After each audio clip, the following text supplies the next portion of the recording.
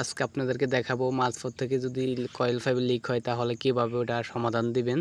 তো আমি কাইটা নিতেছি কয়েল পাইপটা লিক যে জায়গায় ওই জায়গা থেকে, তো কাইটা নিছি এবং তার পাশাপাশি একটা সকেট পাইপ আনছি জোড়া দেওয়ার জন্য। কাটা আমার সম্পূর্ণ হয়ে গেল, ওই জায়গায় পাইপটা টানা ছিল তার জন্য পাইপ কিছুটা সেই দিকে চলে গেছে। তো এখন আমি সকেট পাইপটা নিয়ে মাপ দেব কতটুকু কাটা লাগে জোড়ার জন্য। তো আমি অলরেডি মাপ নিতেছি, মাপ নিয়ে এখন আমি কাটিং করে নিতেছি। কাটিং করে যে অংশটা উক্তি বাড়বে সেটা নিয়ে আমি সকেট পাইপ বানাই নিতেছি। সকেট বানাই নিব 2 মাথায় পাইপের। তো আমার অলরেডি কাটিং চলতেছে। আর ওরা যে বল বাল্ব লাগাইছে বল বাল্ব ভালো না, লিক করে তাদের পানি আসে। তো অলরেডি সকেট বানিয়ে নিয়েছি আমি। সকেটটি বানিয়ে নিয়ে ভালো করে মুছে নিতেছি এবং কয়েল পাইপটি ভালো করে মুছে নিতেছি। পানি আসতেছে তার জন্য পানি লাগিয়ে গেছে। তো 2টা কয়েল পাইপের মাথায় ভালো করে আমি মুছে নিতেছি। মুছে নিয়ে এখন আমি আটা লাগাইতেছি কয়েল পাইপে। তো কয়েল পাইপে আটা লাগানোর পর এখন সকেট পাইপে আটা লাগাইতেছি।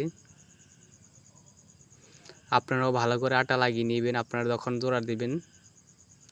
তো কয়েল পাইপটি এখন আমি ব্রাশ করে নিতেছি হাত দেয়া, ভালো করে যেন ঘাম কোথাও বাদ না থাকে লাগানো, যেন কোনো মতেই যেন লিক না করতে পারে পানি।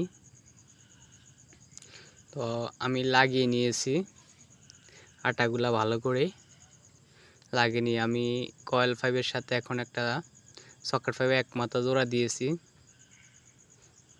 তো জোড়া দেওয়ার পরে অপর মাথায় আমার বল বাল্ব ভালো না, তার জন্য পানি বন্ধ করতে পারি নাই, পানি আসতেছে তারপরও হালকা কিছু। তো আমি অপর মাথা জোড়া দিয়েছি।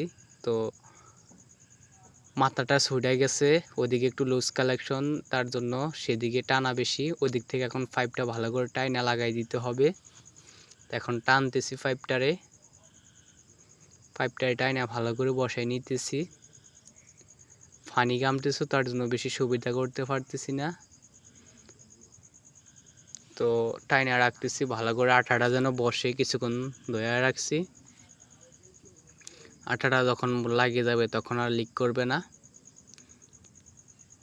তো টাইনা ধরে রাখছি কিছুক্ষণ, ভালো করে লাগিয়ে নিতেছি যেন লিক না করে।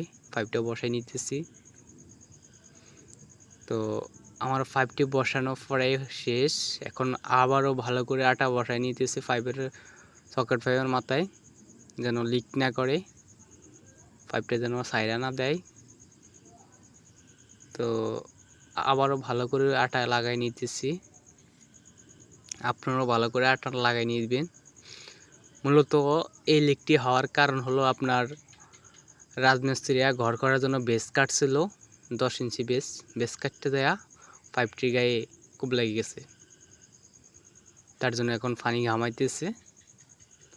তো আমার জোড়াটি দেওয়া হয়ে গেল, পানিতে ঘাম পড়ছে। তো স্বাস্থ্য ভাই ছোটোটা ও ঘামটা নিয়ে আধা আটকে গেছে, দেখেন কি এরকম হয়ে গেছে পলিথিনের মতো।